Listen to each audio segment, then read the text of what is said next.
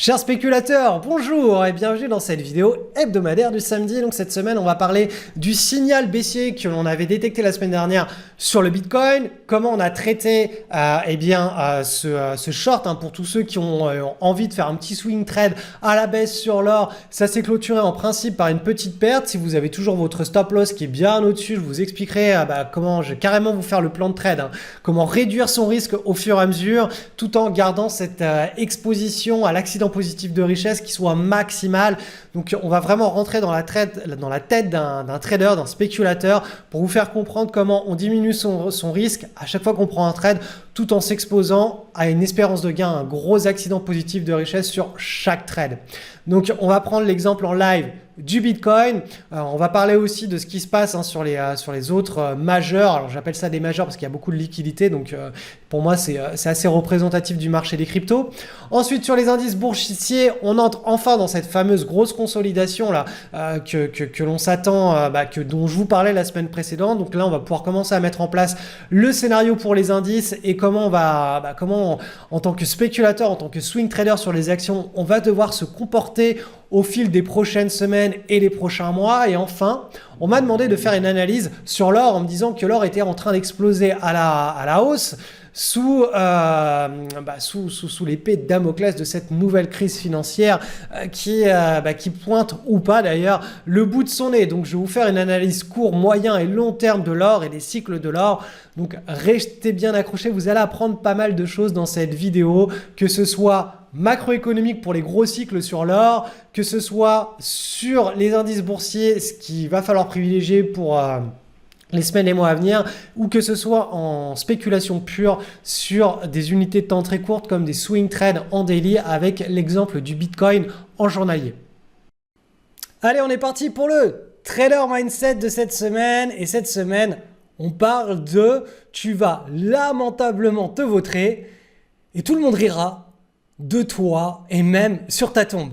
Donc, derrière cette phrase horrible, digne d'une cour de récréation, il se cache quand même des comportements assez communs que l'on rencontre tous les jours, toutes les semaines, tous les mois dans le monde des humains. Donc ça vous est forcément déjà arrivé de vous sentir un petit peu comme ça, un petit peu ridiculisé. Et on va en parler parce que c'est ce qu'il s'est plus ou moins passé pour moi la semaine dernière. Suite à la vidéo hebdomadaire que j'ai publiée, j'ai eu des réactions assez intenses. Il y a une tension émotionnelle qui était assez forte. Et voilà, tout simplement, certains ne partagent pas le même point de vue que moi, mais il y a différentes façons d'exprimer cette divergence de point de vue.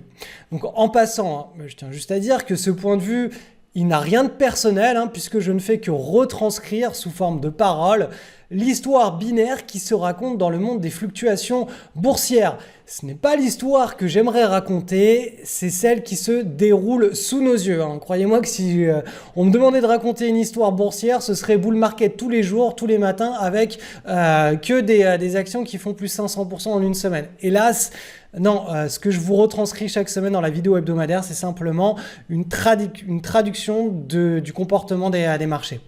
Donc, parmi les réactions que j'ai essuyées la semaine dernière, il y a eu celui qui a tenté l'intimidation. Donc, je vous lis directement les commentaires qui ont été publiés.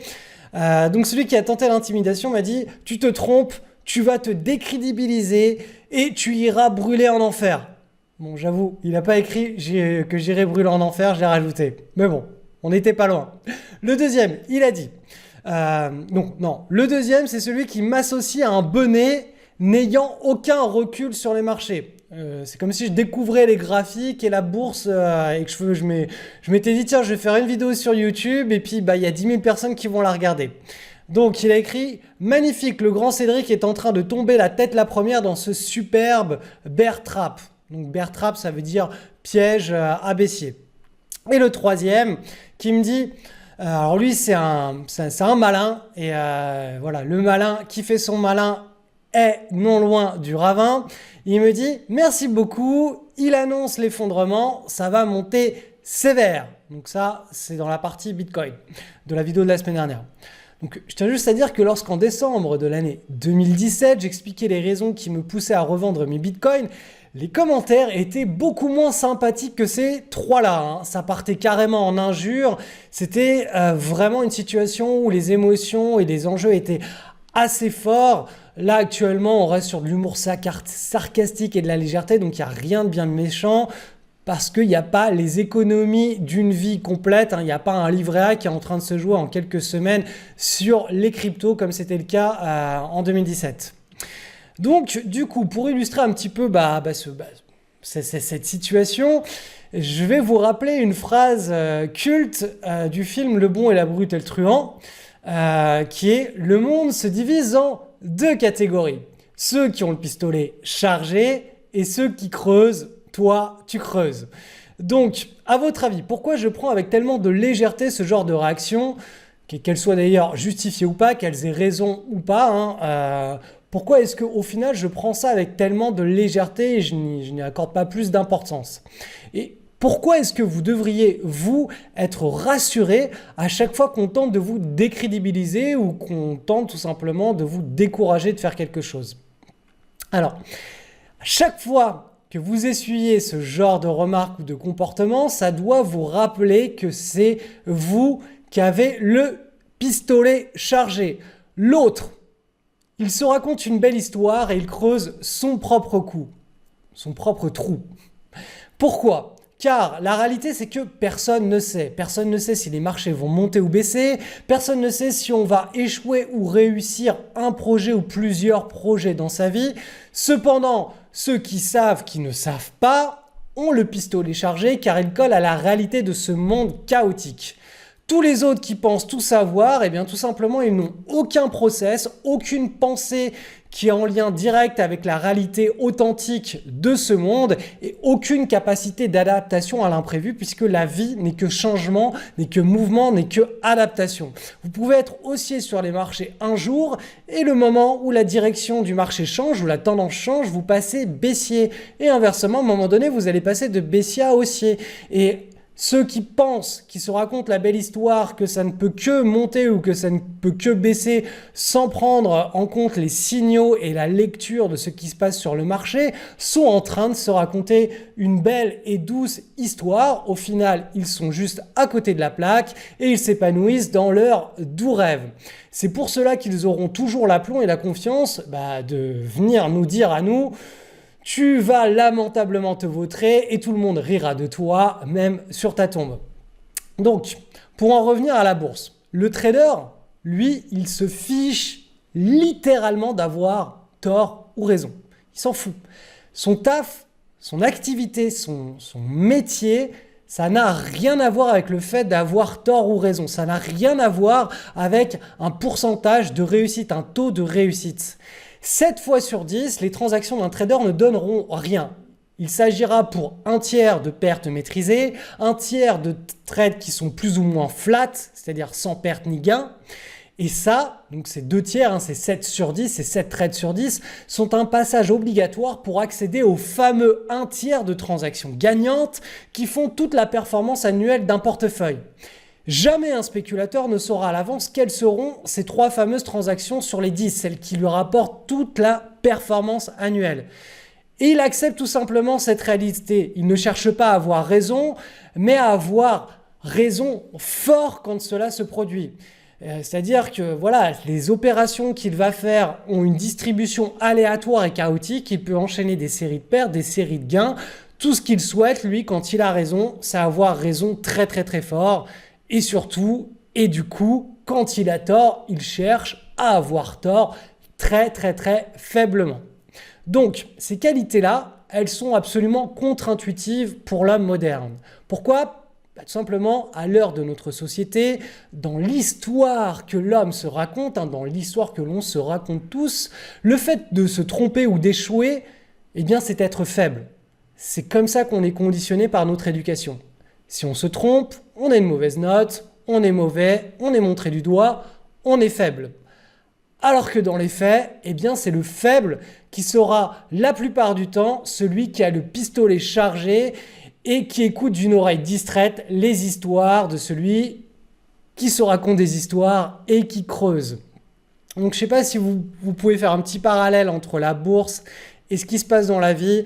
De manière générale, ceux qui savent tout, surtout, c'est ceux qui se racontent des belles histoires, mais qui ne se confrontent jamais à la critique, parce que tout simplement, pour être critiqué, il faut être en mouvement, il faut faire des choses que tout le monde ne fait pas, de la façon dont pratiquement personne ne le fait, et c'est en faisant des choses que personne ne fait qu'on a des résultats que personne n'a. C'est aussi simple que ça. Si vous faites comme tout le monde, vous aurez les mêmes résultats que tout le monde et vous ne serez pas critiqué. Le jour où vous commencez à mettre en place des process qui s'adaptent vraiment à la réalité authentique, c'est-à-dire au mouvement, à ce qui se passe concrètement dans vos vies, vous allez commencer à être critiqué plus ou moins sévèrement. Mais tout ce que je peux vous dire, c'est que vous aurez des résultats, quoi qu'il arrive, qui n'auront rien à voir avec la moyenne et la masse des personnes qui vous critiquent. Donc voilà, j'espère que ce petit trader mindset, en passant par mon cas personnel, avec les critiques qui ont été publiées sur ma chaîne YouTube, eh bien vous inspireront à franchir certaines étapes et vous aideront à avancer tout simplement quand vous êtes l'objet et le sujet de critiques dans votre entourage. Allez, on est parti maintenant pour l'analyse des bourses des marchés européens puis américains pour savoir un petit peu où on en est, bear market, reprise dans le range. Eh bien, comme je vous l'ai dit la semaine dernière, ça va se jouer là, au cours des semaines à venir. Vous le voyez là, cette semaine d'ailleurs, on est venu buter. Alors ça, c'est le CAC 40 avec dividendes bruts réinvestis, donc on est sur l'Europe. On est venu buter sur la zone de résistance. Donc là, on devrait commencer à consolider au cours de la semaine là et des semaines à venir. Et la cassure par le haut ou par le bas devrait nous donner le bon tempo pour le reste de l'année, pour les trimestres à venir. Donc si on casse par le haut, en principe, c'est tout simplement qu'on repart dans une situation de range et peut-être un bull market sur la deuxième partie de l'année 2019 si on repart sur des nouveaux plus hauts. Par contre là, ce range là, s'il se dessine bien proprement et qu'on casse par le bas, eh bien là tout simplement ça va lancer la fameuse vague baissière du bear market dont le signal a été enregistré, premier signal de bear market début décembre 2018 pour le marché européen, notamment le CAC 40 avec dividendes bruts réinvestis. Donc concrètement, qu'est-ce que ça veut dire tout ça? Ça veut dire que ne privilégiez pas encore les prises de position si vous faites vraiment du moyen terme, notamment du swing trading en hebdo. Essayez vraiment de rester sur la défensive, de rester cash. Si vous initiez des positions sur la base d'opportunités, donc de belles patterns en swing trading hebdo, soyez très défensif sur votre money management parce que là, la direction du marché n'est pas encore claire. Que ce soit sur les États-Unis ou sur l'Europe, on est toujours dans cette situation un petit peu brouillard. Quand on aura vraiment le consensus du marché qui sera établi à la fois sur l'Europe et les États-Unis dans le même sens, tout sera beaucoup plus simple et facile. On aura les espérances de gains qui seront très fortes et qui seront du côté du consensus. Et là, on pourra tout simplement saisir sans trop de tracas les opportunités qui se présentent sur nos screeners. Donc pour le moment, même si c'est tentant, même s'il y a des opportunités sur nos screeners en swing trading hebdo notamment, en swing trading daily, c'est beaucoup plus sensible aux vagues de hausse et de baisse, donc c'est un petit peu différent. On colle beaucoup plus au jour le jour, au tempo des marchés. En swing trading hebdo, on va surtout se caler sur les grosses tendances du marché, donc bull market ou gros rebond au sein d'un range. Donc là, pour le moment, il va vraiment falloir, comme je vous l'ai expliqué d'ailleurs dans l'école, pour les écoliers, dans la vidéo du mercredi, on attend tranquillement là, que ce range nous donne la bonne direction et ensuite on pourra recommencer à à construire notre portefeuille de manière beaucoup plus sereine que si on commence à le faire maintenant. Et bien sûr, si vous êtes expérimenté, vous pouvez le faire dès maintenant. C'est-à-dire que vous savez vraiment reconnaître des mismondes, que vous avez la pratique, la confiance et que vous savez que vous êtes dans une zone actuellement de prise de position où les espérances de gain ne sont pas à votre avantage ou en tout cas elles ne sont pas aussi fortes que pendant les bonnes conditions de marché. Bref, on va chercher maintenant le CAC petite et moyenne capitalisation qui est dans le même genre de situation. On attaque, on est venu buter sur la zone de résistance ici. Donc là, on va attaquer probablement un range. À mon sens, c'est vraiment le range qui va privilégier. On ne va pas aller rechercher directement par le bas. Même si ça peut arriver, je ne prédis pas l'avenir.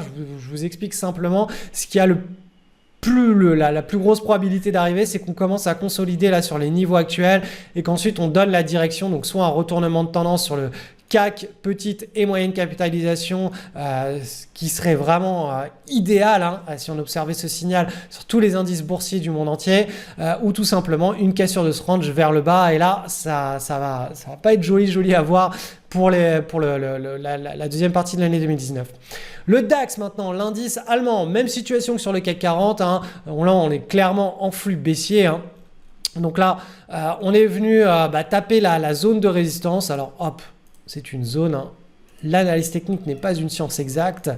C'est une zone. Et donc là, on est parti sur un petit range. Encore une fois, on attend la cassure par le haut ou le bas. Quoi qu'il en soit, ce range doit vraiment se mettre en place, c'est-à-dire taper le haut, le bas du carré, un nombre de fois suffisamment élevé pour qu'on puisse se dire qu'on a un range. On va partir maintenant du côté des US sur le SP500. La situation est beaucoup plus sympathique hein, puisqu'on a vraiment réintégré l'énorme range de l'année 2018. Donc là, on arrive effectivement sur la zone de résistance. Donc là, on devrait commencer à avoir beaucoup plus de mal à monter et justement à mettre en place cette fameuse consolidation dont on va attendre le dénouement par le haut ou par le bas. Et vous allez voir que sur le Nasdaq, c'est exactement le même genre de situation. On a réintégré le range de l'année 2018. On est sur le milieu du range, sur un niveau de résistance. On va attendre tranquillement que les marchés stabilisent et qu'ensuite un break up, donc un break à la hausse ou à la baisse nous donne le nouveau sens de la prochaine vague d'ampleur sur les indices américains. Et tout ça devrait être cohérent avec ce qui va se passer sur le marché européen. Encore une fois, je le répète, mais le métier du trader, c'est de lancer des paris quand toutes les planètes sont alignées, donc quand on a un consensus qui est clair et orienté sur la même direction, à la fois sur le marché européen, à la fois sur le marché américain. Une fois que vraiment ce consensus débute et est clair, on va pouvoir aller saisir des opportunités sur les screeners qui vont nous permettre d'avoir à la fois des trades neutres très rapidement, donc c'est-à-dire qu'on part avec un trade à risque et très rapidement on va pouvoir réduire son risque jusqu'à neutraliser sa position de la manière la plus rapide possible, et ensuite dans un deuxième cas s'exposer à un accident positif de richesse, c'est-à-dire à une grande tendance, à un gros décalage des prix sur le trade que l'on a mis en place. 7 fois sur 10, il va rien se passer. 7 fois sur 10, en gros, vous allez avoir soit un trade neutre, soit un trade avec une petite perte. 3 fois sur 10, vous allez avoir un accident positif de richesse. Donc c'est ça l'idée, c'est que vous allez vous tromper. En gros, il va rien se passer 7 fois sur 10 et il faut accepter cette réalité. Et c'est en s'exposant à ces 7 fois sur 10 où il va rien se passer qu'on va pouvoir capturer les grosses tendances 3 fois sur 10. Donc c'est vraiment un jeu un jeu des grands nombres. Il faut avoir la psychologie il faut comprendre les contextes de marché, il faut savoir détecter les bonnes opportunités sur les screeners. Ce n'est pas quelque chose qui s'improvise. Et donc c'est pour cela que je vous recommande, notamment si le swing trading vous intéresse, de vous inscrire à la webconférence dont je vous ai mis le lien et d'inscription est en descriptif de cette vidéo. Vous allez pouvoir rentrer beaucoup plus dans les détails, notamment du swing trading daily, de ce qu'il faut faire, ce qu'il ne faut pas faire, le genre d'opportunités que l'on doit saisir. Et si vous avez des questions, n'hésitez pas à m'envoyer un email, ce sera répondu dans la journée.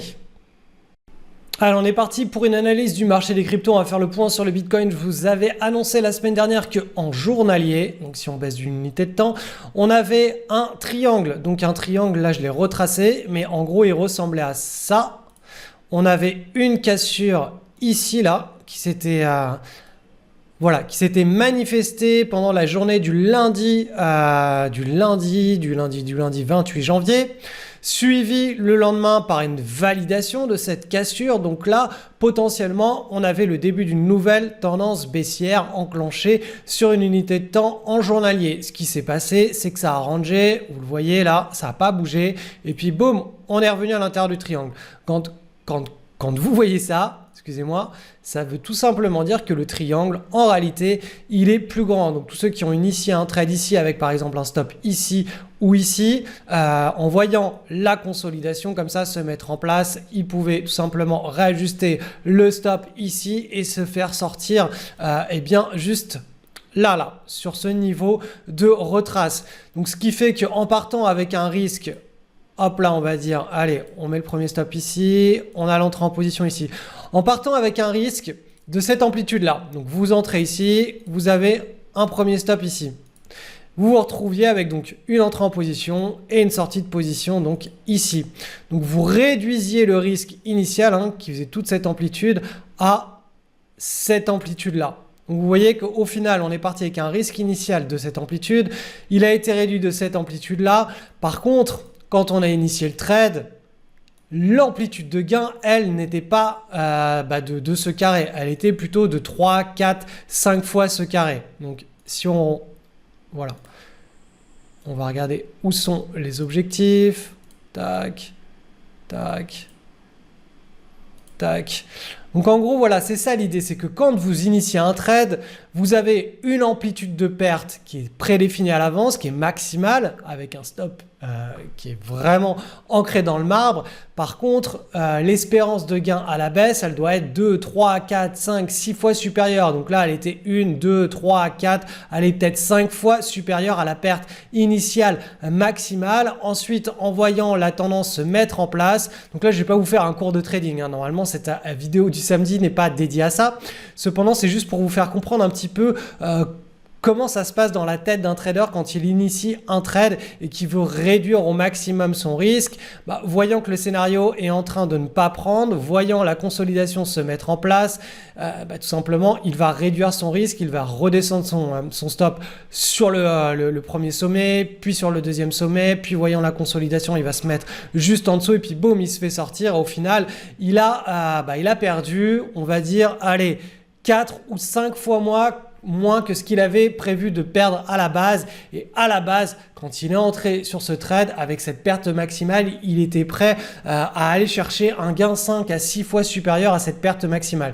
Donc vous voyez, à la fois quand on initie un trade, en amont, on va vraiment s'exposer à une espérance de gain qui sera énorme par rapport à son risque maximal. Et une fois qu'on est entré en position, en fonction du contexte graphique qui est en train de se mettre en place, on va essayer de réduire son risque. Ça, bien sûr, bien entendu, c'est pour le swing trading daily. C'est du swing trading qui est vraiment millimétré. Je vous rappelle que dans le lien en description, vous avez une webconférence que je vous avais enregistrée avec un PDF, etc.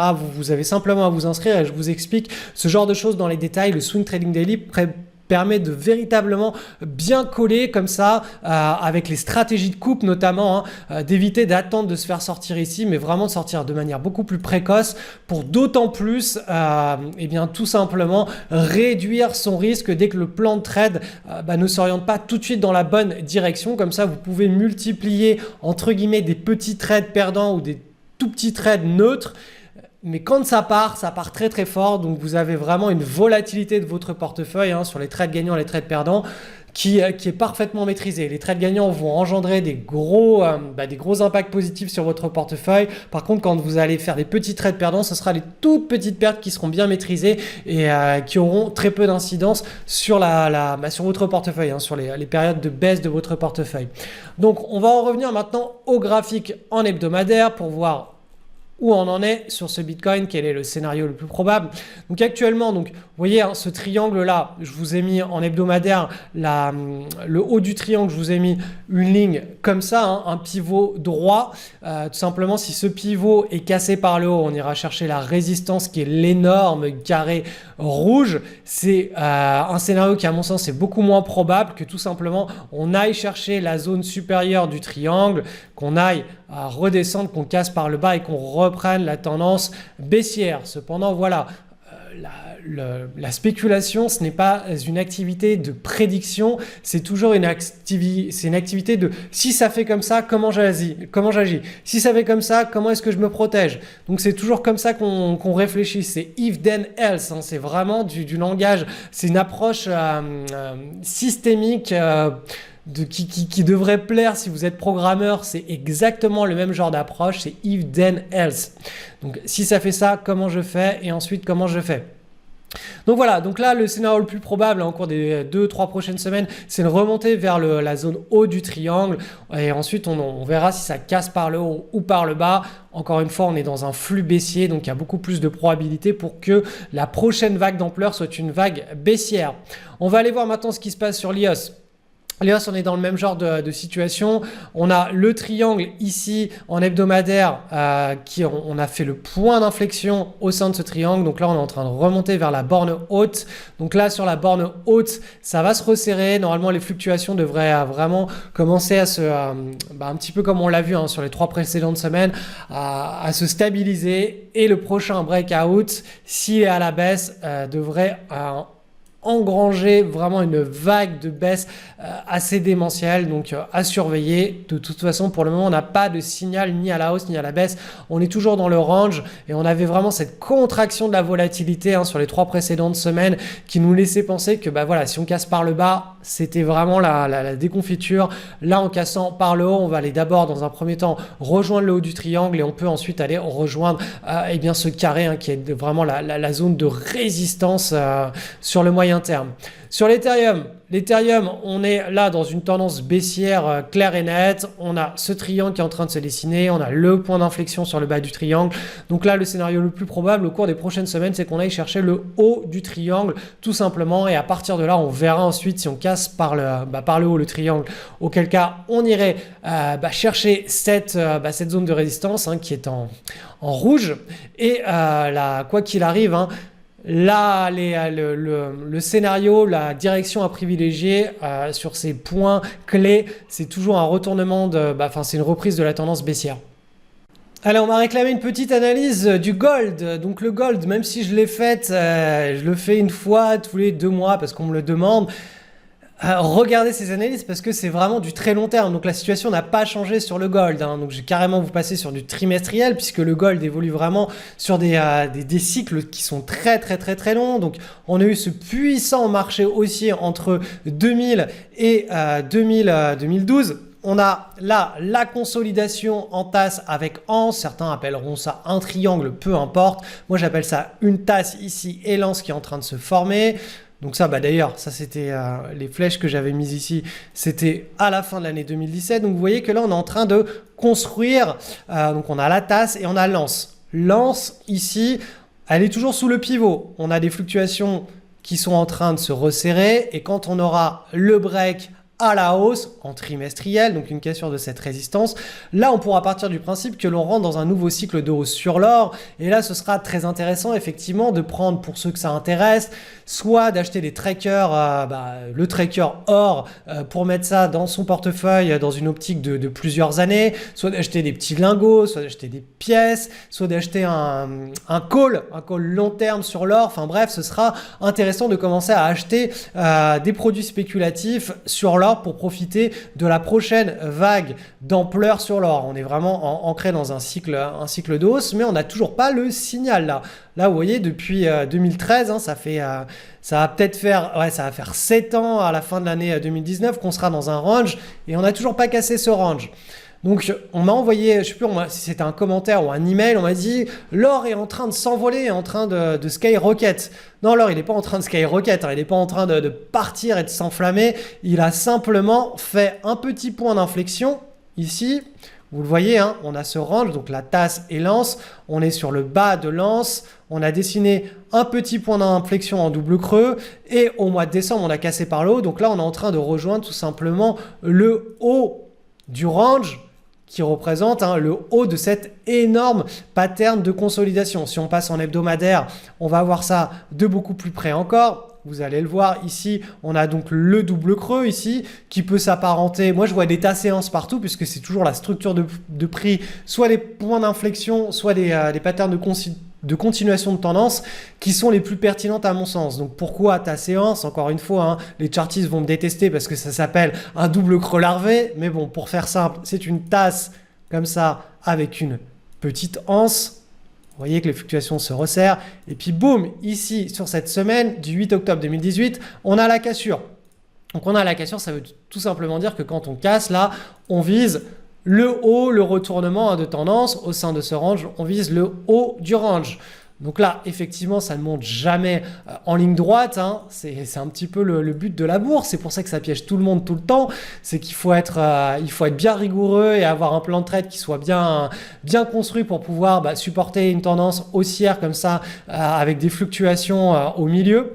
Mais donc voilà, on va bientôt arriver sur une zone qui sera beaucoup plus tendue, hein. Cette zone-là, quand on va arriver là-dessus, si vous voyez que ça casse d'un coup comme ça, il y a beaucoup plus de chances pour que ça réintègre par la suite que ça parte vraiment dans une forte tendance d'un coup haussière. Il va falloir vraiment, comme je vous l'ai dit, sur l'unité de temps en mensuel, j'y reviens, eh bien qu'on consolide, hein. Il faut vraiment qu'on consolide, que les fluctuations ici soient absorbées, voilà, comme ceci, et ensuite qu'on ait la cassure. Donc ça, c'est encore plus vrai sur le trimestriel, qui est la vraie unité de temps de l'or. Donc on est très très loin de l'entrée dans un nouveau cycle de hausse sur l'or. C'est vraiment des cycles qui sont très longs. C'est pas comme de la crypto-monnaie où en quelques jours ou en quelques semaines, on passe d'un cycle haussier à un cycle baissier. Sur l'or, ça se chiffre en mois, voire en trimestres. Donc soyez tranquille, soyez patient, continuez à regarder cette vidéo hebdomadaire du samedi chaque samedi et de toute façon quand des gros signaux majeurs, des nouveaux cycles sont enclenchés, que ce soit sur les matières premières, sur les indices boursiers ou sur les crypto-monnaies d'ailleurs, moi je vous le dis, je vous en parle, il faut simplement la suivre et cette vidéo et vous apprendrez à les détecter par vous-même ces signaux et tout en confortant vos analyses avec cette vidéo hebdomadaire.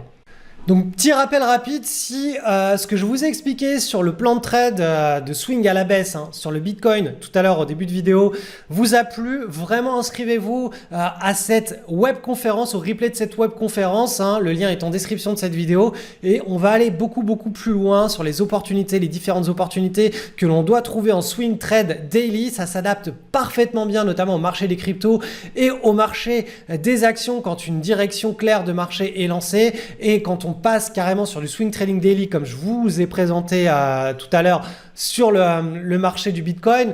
Les actions, ça marche très bien, intra-range, extra-range, tout ce que vous voulez, ça s'adapte très bien puisque le swing trading daily, contrairement au swing trading hebdo, on va pouvoir vraiment capter des tendances de marché sur quelques semaines alors qu'en swing trading hebdo, on va davantage s'exposer sur des tendances plus long terme de plusieurs semaines à plusieurs mois, voire plusieurs trimestres. Donc on a vraiment deux unités de temps différentes. Dans cette webconférence, on va surtout parler d'une spéculation active, c'est-à-dire du swing trading daily, ce qui s'adapte mais vraiment parfaitement à la perfection au marché des cryptos ou aux actions quand il y a beaucoup de volatilité sur les indices, comme c'est le cas actuellement avec notamment cette vague de rebond. Là, sur la deuxième partie de la vague de rebond en V-bottom sur les indices, en swing trading daily, il y a effectivement des choses à faire. Donc on se donne rendez-vous juste derrière pour cette webconférence et si vous avez des questions complémentaires à la webconférence, n'hésitez surtout pas à m'envoyer des emails, j'y répondrai dans la journée.